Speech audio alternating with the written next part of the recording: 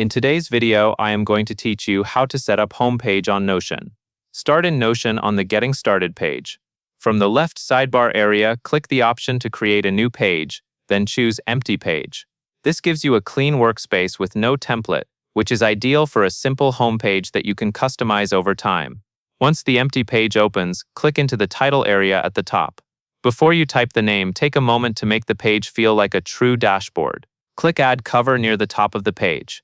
Adding a cover is optional, but it helps you quickly recognize your homepage and it makes the page feel more polished.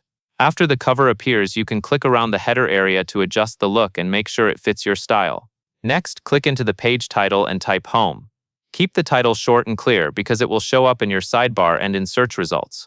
A simple name like this makes it easy to find and return to every day.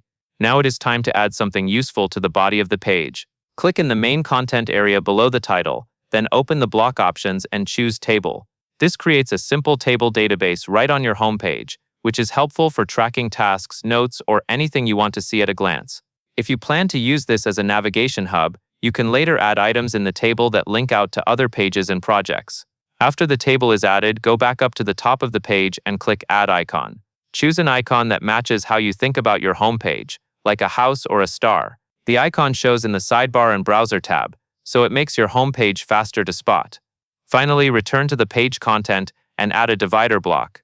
A divider is a simple line that separates sections, and it makes a homepage easier to scan.